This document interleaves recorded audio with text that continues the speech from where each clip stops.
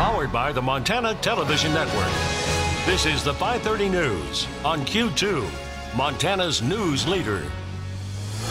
Good evening and thanks for joining us. I'm Russ Riesinger. And I'm Jeanelle Slade. Some good news tonight. 2.5 weeks after a Montana Highway Patrol trooper was ambushed and attacked in western Montana. Montana Highway Patrol trooper Wade Palmer has regained consciousness after being shot 3 times in the neck, face, and head back on March 15th. Now that update from the Montana Department of Justice. Spokesman John Barnes tells us Trooper Palmer's medical status has improved from critical, and he's been moved from the University of Utah Hospital's neurological critical care unit to the neuro-acute care unit. All of Palmer's interactions have been nonverbal, but he has shown recognition of certain people in commands. He's scheduled for reconstructive surgery for jaw injuries on Thursday. Here at home, the last public safety mill levy that passed here in Billings was 15 years ago. Now, over that time, the population has grown by more than 10,000 people. For the city of Billings, public safety is comprised of fire and police. Last night during the city council meeting, Fire Chief Bill Rash asked for help to keep up with all the growth. Q2's Zoe Zandora explains why. Zoe? That's right, Russ and Jeanelle. According to the proposal last night, the Billings Fire Department is 2 stations and 2 engine companies below average for our population. Now, based on an evaluation done by a consulting company, Chief Bill Rash told the council the city needs 2 more stations, 1 on the west end and 1 on south of King Avenue West, 2 new fire engines, and 1 command vehicle. Billings Fire Department has experienced a 51% increase in calls for service since 2012. And Rash says that through the evaluation, they also found that the city is absolutely below regional standards, finding that their first unit response times were double, and they also found they were down for their first alarm assignment times, which is just being able to get to a working structure like a house. We were nearly twice the response time for that as well, which showed us or said to us that this is a significant concern and we need to start down the path of responsible planning so that we can at least begin trying to address our current needs that have been identified as well as our future needs. Based on the second strategy of the presentation, the cost of adding 2 new stations, 2 new fire engines, and 1 command vehicle will cost roughly $5 million. I also spoke with the mayor, and he said that the city council has made public safety its top priority. He says our firefighters do a great job, but the increasing size of our city has made it impossible for them to respond to some incidents as quickly as they would like. Whether it's adding fire stations, firefighters, or police, none of this comes cheap. There's no free lunch when it comes to maintaining and improving public safety. Russ? All right, thank you, Zoe. Well, the big budget bill that funds state government is on the Montana Senate floor this Thursday, and it's possible that when it passes, that version may be its final form. But as usual, not everyone is pleased with the product, or at this point, the process either. Today, MTN Chief Political Reporter Mike Dennison brings us an inside look. The state's $10 billion 2-year budget is close to being completed. But right now, among other things, it doesn't include a requested increase for rates paid to those operating assisted living homes for the elderly. Home operators and their supporters say without this increase, they can't afford to take more state-funded poor residents, who then could end up being in a more expensive nursing home or the state hospital. They have to have a place to go. They have to. We want to be one of those, but we need help. And this is where we come back to you guys. This is where we need help, and that's all we're asking. But that help costs $3 million in state funds over the next 2 years. And so far, those crafting the budget have rejected it. The bill to fund the increase won endorsement by the House on an 89-10 vote last Friday, but then was killed by the House Appropriations Committee. And in the Senate Finance and Claims Committee last week, an amendment to add the money was voted down. Veteran Republican Senator Bob Keenan of Big Fork offered and voted for the amendment, and says it died because a select group of people working on the budget have decided it doesn't fit. What happened to these people from all over the state of Montana that might have a good idea? Some people that might have good, productive solutions are not part of the solution, and they're not given an opportunity. The game has already been fixed. Shortly before the Senate panel voted on amendments to the budget bill, it took a break, and committee members met privately in their respective party caucuses to go over the proposed amendments. Sources told MTN News that members were advised which amendments should pass and which should not. Senate Minority Leader John Sesso, the ranking Democrat on the panel, says their meeting informed members on all of the amendments and where Democrats stood. Both CESO and Republican Committee Chair Ryan Osmundson also say the meetings are an extension of talks that have been ongoing for weeks about the budget, with lawmakers, lobbyists, and the governor's office. Discussion from the day we start the legislature to the day we vote. And whether that's in caucus meetings, whether that's in, small groups of us meeting to decide certain issues. It's certainly true that there is a limited number of legislators who are working hard in the evenings and every day to try to shape it. But at the end of the day, we got to put the thing in front of our peers, and both on the floor and in committee, and do these amendments. Those not on the budget panels can try to amend the bill when it hits the Senate floor on Thursday. But once it leaves the Senate, it may be complete and end up going to the governor for his signature. CESO and Osmundson say they believe the budget is in pretty good shape, with compromises made on both sides. As for the assisted living money, it may be in there or it may not. But CESO says it's just one of many program proposals that so far haven't made the cut. Everybody's going to leave this session with certain of their priorities unfunded. And then at the same time, we're going to leave with a balanced budget where we try to meet as many of the critical needs of this state as possible. It's a difficult deal, and we have to make tough choices. Reporting from the Capitol, Mike Dennison, MTN News. And MTN News will, of course, have coverage of action on the budget bill in the Senate on Thursday. Today, on Equal Pay Day, state lawmakers voted down a bill for paycheck transparency.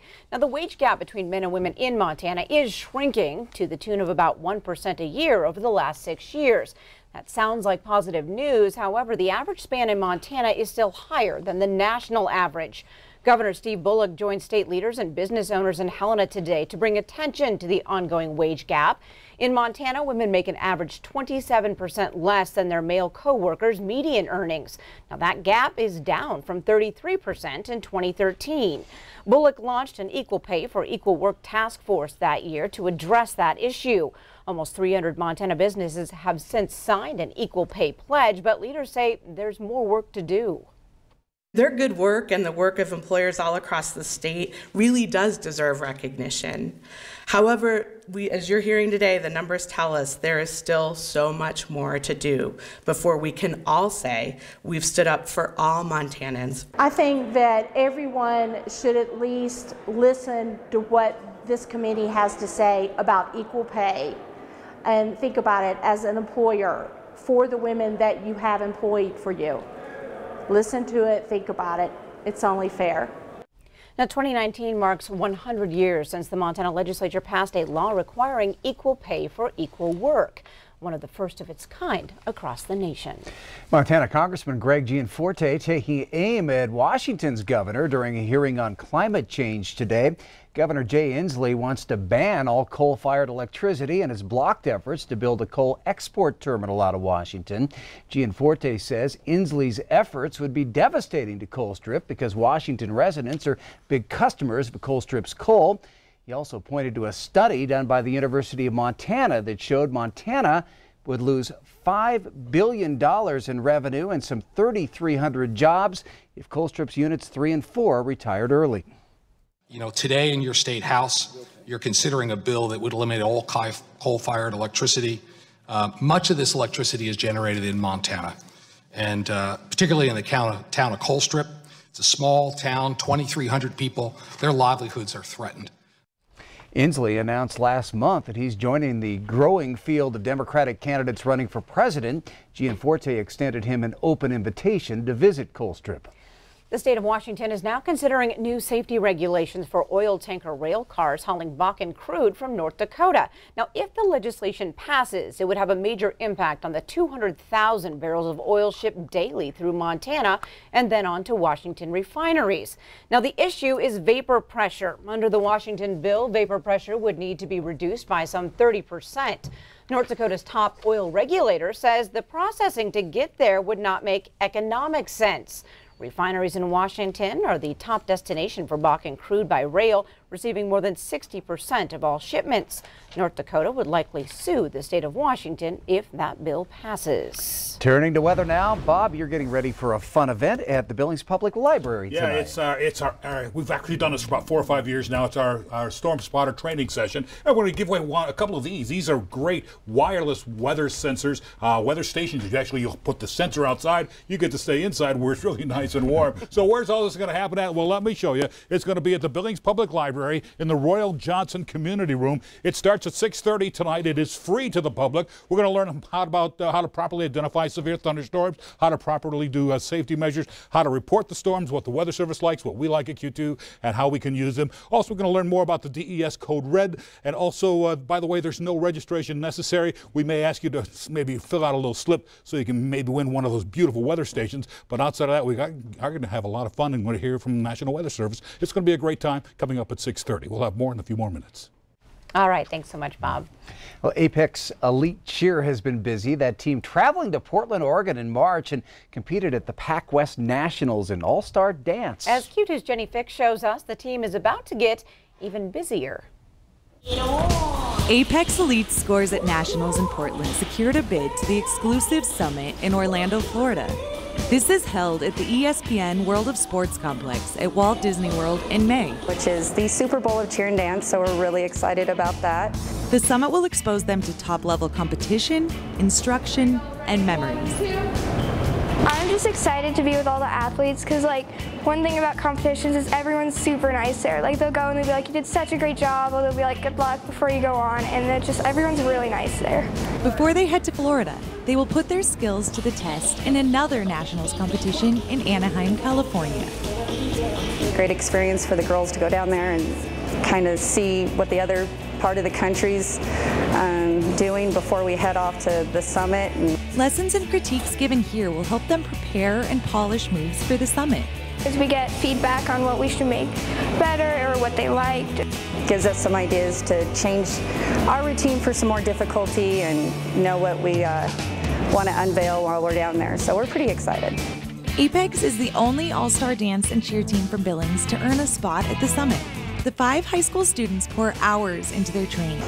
Their work ethic is probably the thing that's impressed me the most. It's every other day we do 2 to 3 hours of dance and then 2 to 3 hours of cheer. They surprise me every day. It doesn't matter how tired they are, how sore they are. But the consensus is, it's worth it. I just love the experience, you know, like having a team and going out on that stage. There's nothing like the feeling. You gotta be kidding me! In Billings, Jenny Fig, MTN News. Now the team leaves for San Diego in 2 days. And all the travel funds are raised by the young ladies. To learn more, you can visit Apex Elite's Facebook page. Coming up on tonight's 5:30 News, as the autism spectrum expands, the number of children diagnosed with the disease also grows. But now, that detection may come at a younger age. And later in sports, we meet our athlete of the week who's taking the steps many feared she would never take again. We'll hear her story. You're watching MTN News with Jeanelle Slade and Russ Riesinger. Storm Tracker weather with Bob McGuire. And sports with Scott Breen. This is the 5:30 News on Q2, Montana's news leader.